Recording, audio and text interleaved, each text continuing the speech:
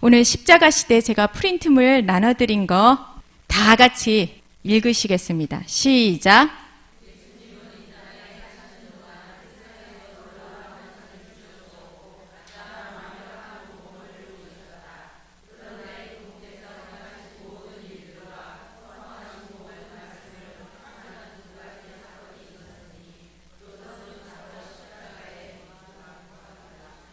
네, 맞습니다.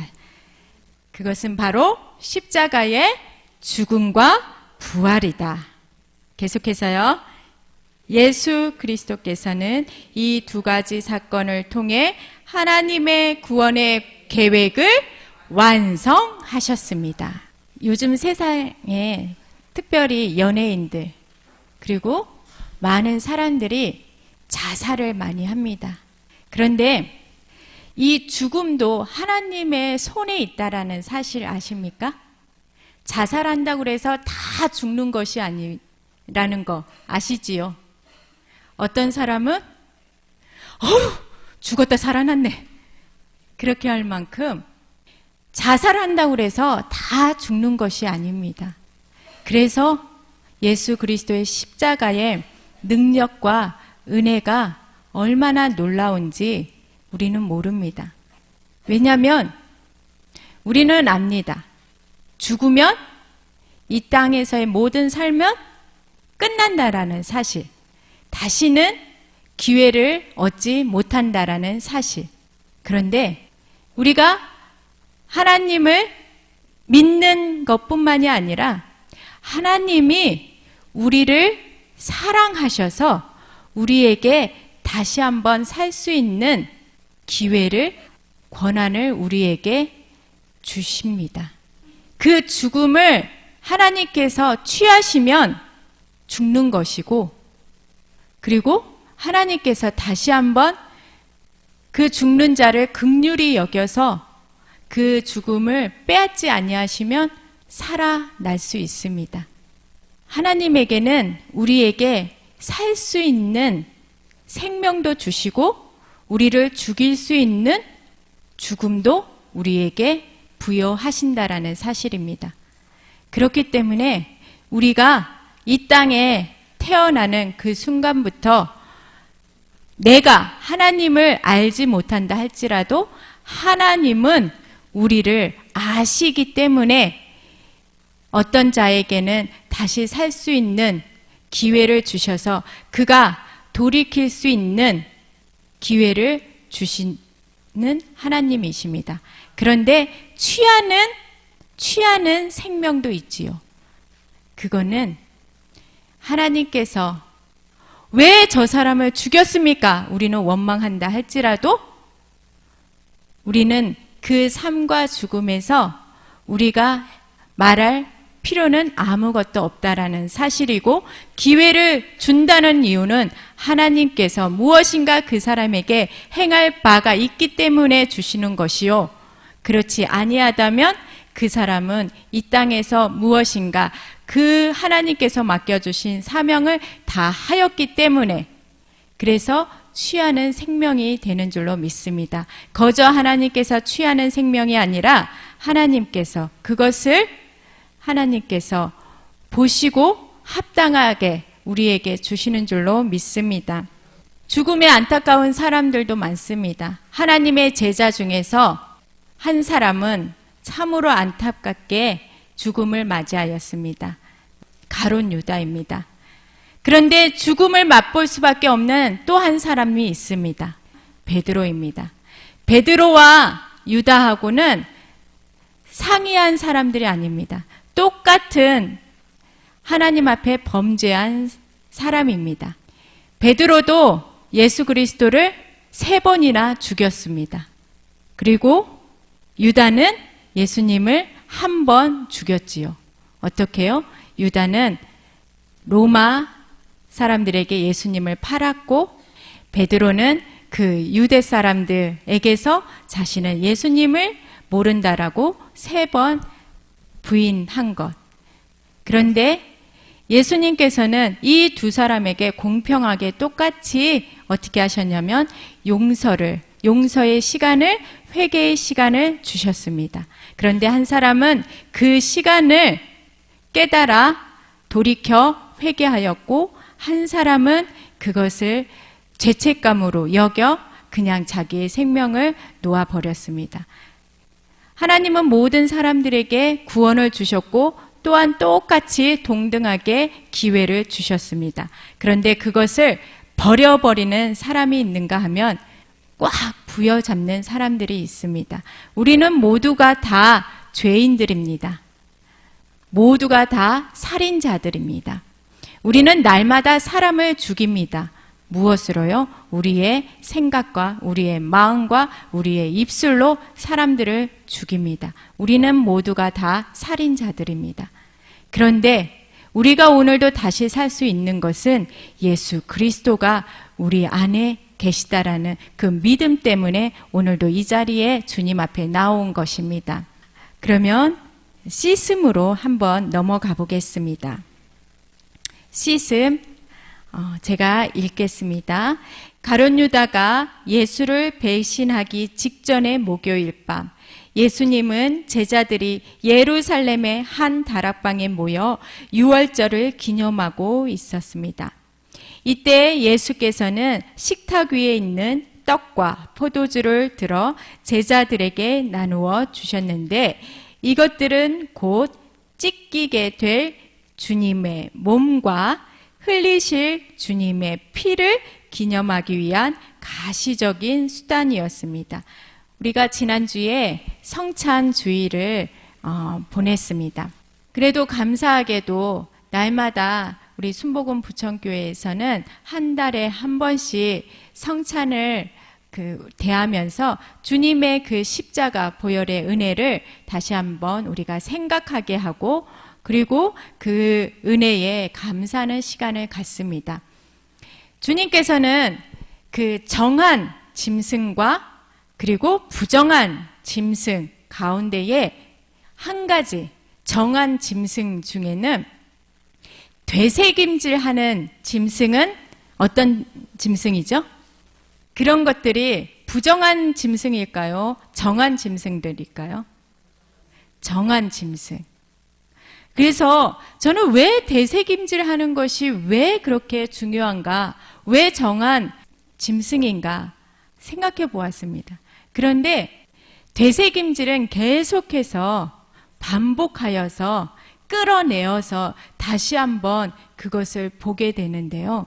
그냥 단순히 구원받았구나 하고 한 번 지내고 지나가면 사람이라는 게 잊혀지는 감각이 너무나도 훌륭해서 한 번 딱 구원받고 이제 그만 하면은 내가 어디에서 왔는지, 내가 어떠한 사람인지, 내가 누구인지 우리는 알지 못한다라는 사실이에요. 한 달에 한 번씩 반복해서 맞다. 성찬주일은 예수 그리스도께서 우리의 죄를 씻기 위해서 십자가에 못 박혀 죽으셨구나. 그의 몸과 피를 다 흘리기까지 우리를 사랑하셨구나. 우리가 이런 거를 이렇게 느낄 수 있다라는 사실이에요. 그리고 그러면서 나의 죄가 무엇인가 생각해보고, 그러면서 나는 죄인일 수밖에 없고 주님 없이는 나는 살 수 없는 사람이구나 라는 것을 우리는 깨달아야 하고 또한 깨닫는 줄로 믿습니다. 또한 감사도 마찬가지입니다. 감사도 그냥 은혜, 우리도 사람들에게 은혜 받을 때가 있습니다. 그런데 이것을 한번 주고받은 거에 대해서 감사하다 생각하고 잊어버리는 사람이 있는가 하면 자그마한 것을 받았음에도 불구하고 그것을 계속해서 되뇌이면서 감사하는 사람들이 있습니다. 그럴 때 그 감사로 받는 그 사람은 자기가 조그마한 것을 줌에도 불구하고 이 사람이 계속해서 그 감사에 대한 마음을 잊지 아니하고 계속해서 반복적으로 잊어버릴만 하며 그때 일을 다시 되뇌이게 해서 내가 이 사람에게 그렇게 해주었구나라는 것을 다시 한번 생각하게 할 때 우리의 마음이 좁아졌던 마음이 점점 넓어진다라는 사실을 우리는 알 수 있습니다. 그래서 우리가 이 성찬주의를 맞이할 때마다 다시 한번 우리는 십자가 보혈의 은혜를 우리가 다시 기억하고 되뇌이면서 나의 죄, 그리고 그 죄를 용서하시는 예수 그리스도, 이것을 우리가 감사함으로 보내는 시간이 되어야 할 줄로 믿습니다. 계속해서 나가겠습니다. 바로 이때 제자들은 이제 곧 임하게 될 하나님의 나라에 대한 장밋빛 상상을 하며 누가 가장 높은 자리에 오를 것인지에 대해 논쟁을 벌였습니다. 이에 예수님께서는 이들을 꾸짖으시며 누구든지 하나님 나라에서 무엇이 되고자 하면 으뜸이 되고자 하는 자는 먼저 모든 사람의 종이 되어야 한다라는 것을 상기시키셨습니다. 그리고 친히 수건을 허리에 두르시고 제자들의 발을 하나씩 씻기시며 종의 본을 보이셨습니다. 그 이후 가룟 유다는 예수님을 배신하기 위해 자리를 떠났고 예수님께서는 남은 11 제자에게 새 계명을 주시며 서로 사랑하라고 권고하셨습니다. 예수님께서 십자가에 죽으실 것을 제자들에게 얘기하고 포도주와 떡을 떼시면서 이것은 나의 몸이다, 이것은 나의 피다 라고 예수님께서 이야기하는 그 동안에 제자들은 누가 예수님의 오른팔이 될 것인가 왼팔이 될 것인가 논쟁하고 있다라는 사실입니다. 예수님은 새벽이 돌아오면 이젠 죽을 건데 제자들은 그 자리에서 내가 예수님의 오른팔이 될 거다, 왼팔이 될 거다 하며 권력 다툼을 하고 있다라는 사실입니다. 우리가 이 내용을 읽어보면 저들과 우리가 분명히 다르지 않다라는 사실을 우리는 깨닫습니다. 어떤 누구도 예수님을 내 구세주로 받아들일 때 순수한 마음, 예수님을 사랑해서 예수님의 그 은혜가 너무 커서 주님 앞에 나온 사람 없습니다. 예수님 앞에 나왔을 때 무엇인가 하나 얻을 수 있을까? 내 육신이 이제는 절망 가운데서 죽을 똥 살똥할 때 한가닥 무슨 희망 하나 잡을 수 있을까 하여서 예수님을 믿는 사람들도 있고, 그리고 예수님 믿으면 잘 된다라는 어떤 그런 말 때문에 예수님을 한번 믿어보기도 하고, 우리가 처음에 예수님을 따를 때는 목적들이 있어서 이곳에 발을 들였다라는 것입니다. 교회가 아니라 예수님을 믿는 목적 말입니다. 다 괜찮고 다 잘 되면 우리는 예수님이라는 존재, 하나님에 대한 존재를 까맣게 모르고 살다가 어느 순간에 기가 막힌 상황에 처했을 때 그때야 비로소 외치던 자들의 소리가 내 귀에 들리고, 그래서 한번 나도 가볼까? 마음에 움직일 때가 대부분이라는 것입니다. 제자들도 마찬가지입니다. 제자들도 예수님 옆에 붙어 보니까 먹을 것도 생기고 병 낫는 기적도 보고 이게 정말로 사람 사는 것처럼 되거든요. 사람들에게 친송도 듣게 되고, 이게 얼마나 놀라운 일들입니까? 그러니까 예수님 앞에 더 가까이 붙어 있으며 무엇인가 자기가 되는 것이냐, 그렇게 살다가 예수님이 반복적으로 계속해서 나는 죽을 것이다, 예수님의 이런 말들은 이들의 귀에는 전혀 들리지 않는다라는 사실이에요. 왜냐하면 내가 취할 목적이 다른 곳에 있기 때문에. 그런데 예수님께서 막상 죽으니까 이들은 하나같이 다 흩어지게 된 것입니다. 더 이상 붙들 만한 어떤 대상이 사라져 버렸거든요. 예수님을 믿는 것처럼 하다가 믿다 보니까 잘 되는 게 아니라 도리어 더 지옥 같은 삶을 살아가는 사람들이 대다수입니다. 아니, 이 사람만 믿으면 잘 될 거라고 했는데 도리어 돌아오는 것은 더 극심하게 나쁘다 보니까 다 도망갑니다. 오늘 주님께서는 말씀하셨습니다. 누구든지 하나님 나라에서 으뜸이 되고자 하면 모든 사람의 종이 되어라. 우리가 예수 그리스도를 믿는 이유는요, 으뜸이 되려고 믿는 것이 아니라 하나님께서 우리를 종되게 하시려고 우리를 부르신 것입니다. 왜 우리를 극심한 상황 가운데 두냐면 극심한 상황 가운데 있는 자들을 구원하시려고 두는 것입니다. 그래서 한 사람이라도 더 구원하고 싶고 사랑하시려고 먼저 믿는 자들에게 내가 너네들에게 본을 보였으니까 이제 너희도 나를 믿고 나와 같이 해주지 않으련 예수 그리스도의 부탁의 말씀입니다. 그러면서 내가 자꾸 넘어지고 도망치고 싶다 할지라도 주님께서 가까이 오시면서 힘을 내줄 수 없겠니? 우리 주님께서 내가 쓰러질만 하면 다시 다가와서 내게 힘 주시는 것은 아직도 나를 통해서 하시는 그 일이 있으시기 때문에 좌절할 때가도 다시 일어날 수 있는 힘은 우리 주님께서 우리를 다시 한번 부르시고 용기 주시고 일어서서 그들의 손을 잡아 줄 것을 주님께서 명령하시는 줄로 믿습니다. 예수께서는 남은 11제자에게 새 계명을 주셨는데 그것이 바로 서로 사랑하라고 하신 것입니다. 10계명을 2계명으로 줄인다면 하나님 사랑, 이웃 사랑. 성경책을 꽉 누르고 눌러서 기름을 짠다면 그 한 방울이 어떤 한 방울이 나올까요? 하나님 사랑, 예수 그리스도 사랑. 그 사랑을 먹고 너희가 다시 힘을 얻어서 나를 붙잡을 수 있는 용기와 그리고 힘을 불어넣어 주라고 우리를 세워주시는 줄로 믿습니다.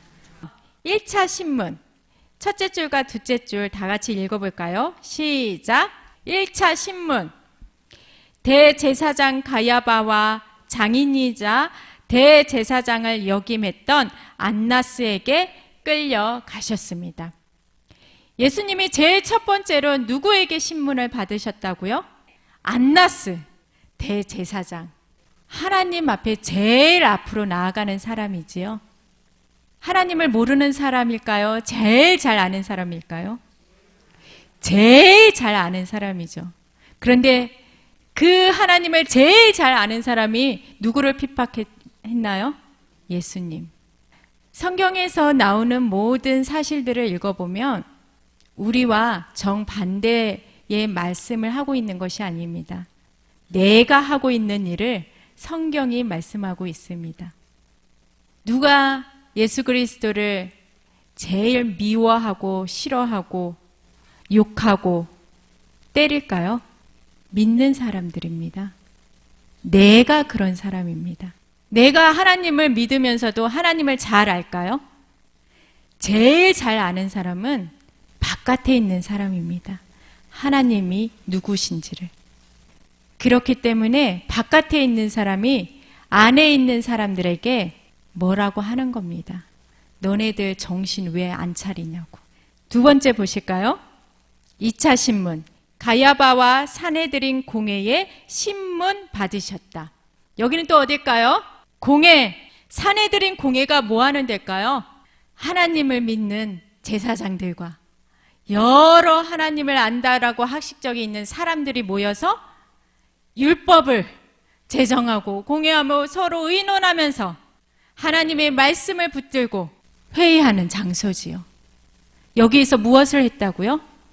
예수님을 신문하셨다고요.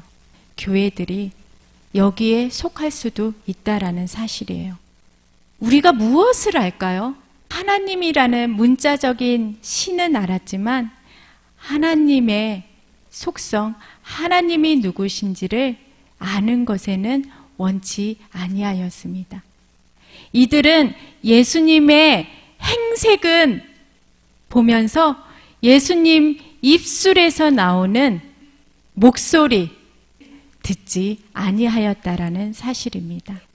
내 양은 그 주인의 목소리를 듣는다라고 했는데 우리는 얼마만큼 예수님의 목소리를 듣고 있는지 우리가 한번 깊이 생각해 보아야 하겠습니다.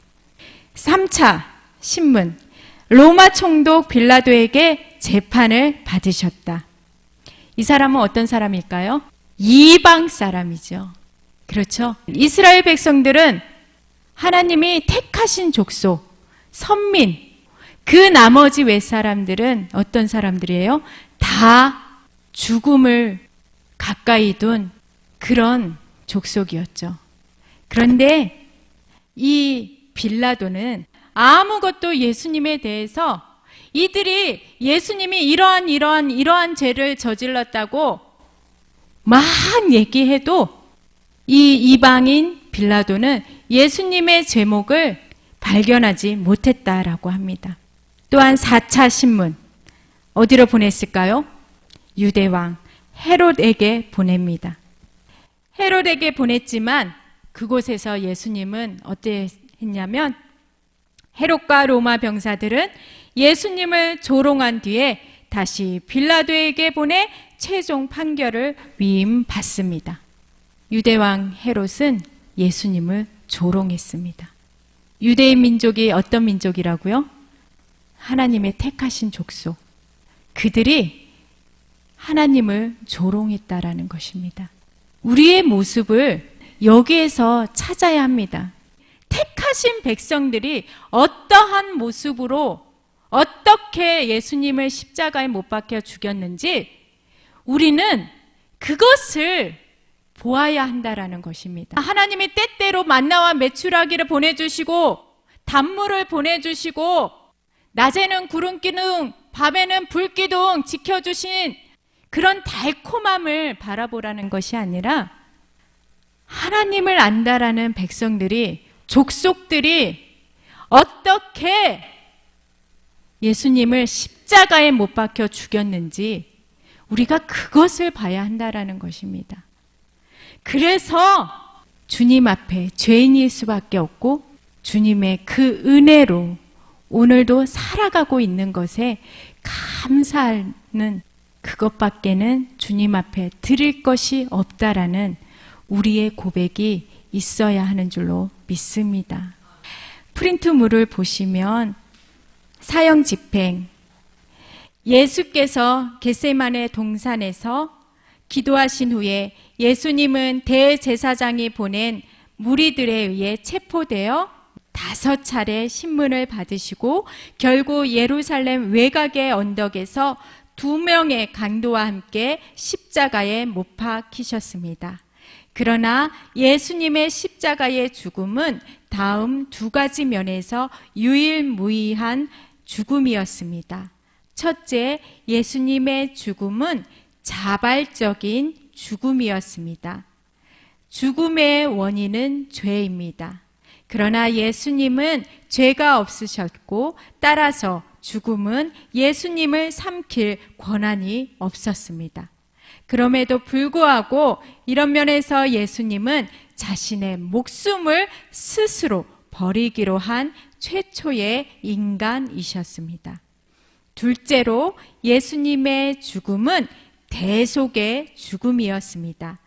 예수님께서 십자가에서 쏟으신 완전한 생명의 피는 모든 시대, 모든 인간의 죄에 대한 충분한 대가가 되었습니다. 이렇게 예수님께서 자발적인 죽음을 통해 마련하신 대속의 공로는 오직 믿음을 통하여 우리에게 적용될 수 있는 길이 열린 것입니다. 나의 과거에 있었던 모든 죄악, 내가 과거에 무슨 죄를 지었다 할지라도 예수 그리스도의 이름으로 회개했다면 우리의 모든 과거의 죄가 다 용서받은 줄로 믿으십니까? 지금 현재 내가 짓고 있는 이 죄악도 앞으로 내가 지을 죄까지도 예수 그리스도의 그 보혈로, 예수 그리스도의 그 십자가로 나를 다 용서해 주셨습니다. 너 어저께도 이런 일 했잖아. 너 어저께 이런 생각 했잖아. 너 어저께 이런 말 해가지고 그 사람 교회 떠난대. 너 어저께 이렇게 했잖아. 너 오늘도 네 딸한테, 네 아들한테, 네 남편에게 이런 말 했잖아. 너 앞으로 이런 죄 지을 거야. 너 지금부터 하고 있잖아. 이렇게 여러분들을 송사하는 자가 여러분에게 꽉 붙어서 매일같이 분초마다 여러분들의 생각과 여러분들의 마음에 붙어서 여러분들의 믿음을 흔들어 놓을 것입니다. 여러분들 뿐만이 아니라 모든 사람들에게 말입니다. 너희들에게 동산에 있는 모든 실과를 먹지 말라더냐? 하와가 유혹받은 것을 우리는 기억해야 합니다. 그래서 우리는 이와 같은 때에 사단에게 얘기해야 됩니다.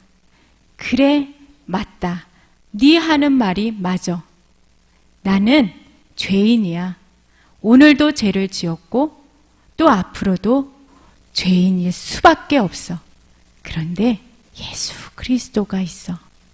그분이 나를 더 이상 죄인이 아니라고 말씀하셨기 때문에 나는 오늘도 죄인이 아니야. 나 혼자 있을 땐 너의 말이 맞지만 나는 더 이상 죄인이 아니야. 내 안에 예수 그리스도께서 계신다. 우리는 이것을 붙들어야 합니다. 우리가 붙들 수 있는 건 예수 그리스도밖에 없습니다. 그의 십자가밖에는 없습니다. 우리는 완벽하지 않습니다. 완전하지 않습니다. 그러나 사단은 우리에게 말합니다. 완전하라고, 완벽하라고. 그것 때문에 우리가 속아서 자꾸 넘어지는 겁니다. 너 용서받았다며, 너 죄인 아니라며, 이렇게 자꾸 우리를 무너뜨리려고 합니다. 그때 우리는 말해야 됩니다. 맞아! 나는 죄인이야. 맞아! 나는 살인자야.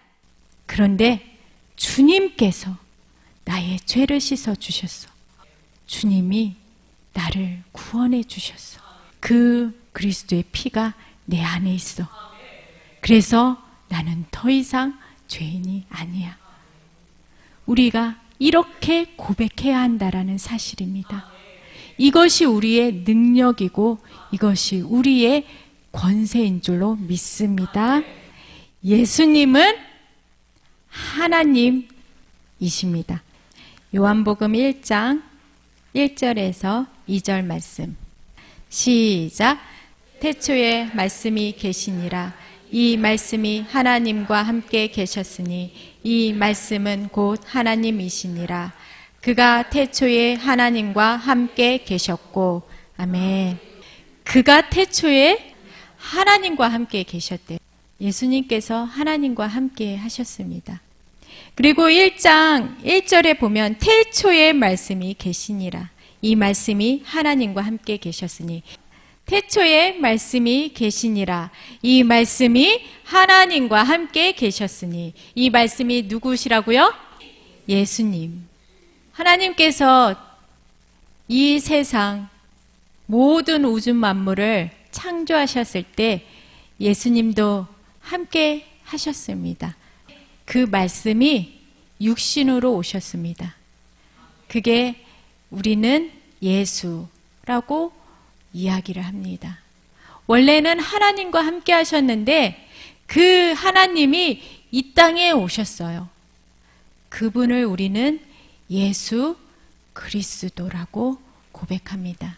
완전하신 자가 불완전한 옷을 입고 이 땅에 오셨어요. 그 완전하신 분이 먼지의 크기조차도 못한 이 육신을 입고 이 땅에 오셨다.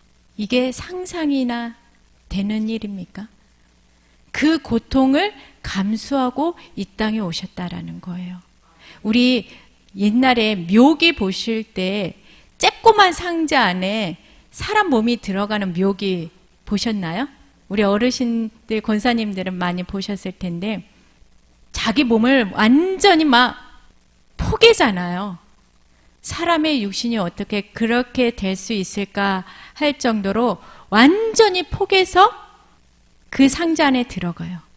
그것도 대단하다고 우리는 하는데 완전하신 그 하나님, 그 크기와 넓이와 깊이를 알 수 없는 그 크신 하나님이 이 먼지보다도 작은 이 육신을 입고 이 땅에 오셨다. 상상이라도 해보셨냐라는 거죠. 그리고 이것을 입으실 때의 그 고통, 아픔, 자신의 몸을 얼마큼을 접어야지만 이 육신을 입고 오셨을까? 우리는 십자가의 그 고통도 고통이지만 하나님은 이 온 우주 만물에서 한 사람 한 사람을 하나님이 다 찾으십니다. 그룹을 지어서 한꺼번에 찾으시는 것이 아니라 한 사람 한 사람 찾아다니시면서 하나님이 구원하십니다. 계속해서 제가 프린트물 읽겠습니다. 예수님은 약속하신 그대로 죽은 지 사흘 만에 강력한 능력으로 부활하셨습니다. 부활은 예수 그리스도가 하나님이라는 것과 우리의 죄가 예수님을 통해 용서받았음을 확증하는 가장 확실한 증거입니다. 부활하신 그리스도께서는 40일 동안 땅에 계시며 9차례에 걸쳐 500명이 넘는 사람들에게 그의 모습을 나타내 보여주셨습니다. 예수 그리스도께서 십자가에 못 박혀 죽으신 그 모습을, 그 광경을 본 많은 사람들은 다 흩어졌습니다. 내가 무엇을 믿었고 내가 누구를 따랐는지 이들은 절망 가운데 다 흩어졌습니다. 모래알같이 흩어졌습니다. 주님께서 명령하신 그 말씀을 잊어버린 채 다 뿔뿔이 흩어졌습니다. 주님께서는 다시 이 뿔뿔이 흩어진 모래알 같은 사람들을 한 사람씩 한 사람씩 부활하셔서 다시 만나 주셨습니다. 이들에게 다시 임무를 맡기기 위해서입니다. 동그라미 첫 번째, 누구를 만났습니까? 무덤 옆에 막달라 마리아에게 나타나셨습니다. 이 광경을 보면 참 여성들의 믿음이 남성들의 믿음보다 대단하다는 것을 알 수 있습니다. 예수님께 제일 먼저 죄를 지은 것도 여성이고 묘자리에 제일 먼저 찾아간 것도 여성입니다. 예수님께서는 이 막달라 마리아에게 나타나셔서 그에게 밀려온, 그에게 가득 찬 그 두려움을 기쁨으로 변화시켜 주셨습니다. 그리고 두 번째, 예루살렘의 다른 여자들에게도 나타나셨습니다. 그리고 세 번째로 엠마오로 가는 두 제자에게도 나타나셨습니다. 또한 네 번째로 시몬 베드로에게도 나타나셨습니다. 그러면서 주님께서는 내 양을 먹이라, 내 양을 치라, 내 양을 먹이라 하시면서 완전히 무너졌던 그 마음을 하나님께서 사랑한다라는 그 말씀으로 다시 굳건하게 세워주셨습니다. 중한 임무를 맡겨주셨지요. 사람을 낚는 어부가 되게 말입니다. 또한 도마가 빠진 10 제자에게 나타나셨습니다. 그리고 도마가 포함된 11 제자에게도 다시 나타나셨습니다. 하나님은 하나님은 이 믿음을 우리에게 말씀하셨습니다. 믿음은 내가 선택하는 것입니다. 믿음은 내가 선택하는 것입니다. 믿게 하시는 것은 주님이시지만 그것을 믿느냐 안 믿느냐 선택하는 것은 내가 합니다. 그런데 이 내가 믿음을 선택할 수 있도록 하나님은 끝까지 자기를 보이시면서까지 그 믿음을 세워주십니다. 도마가 그런 사람입니다.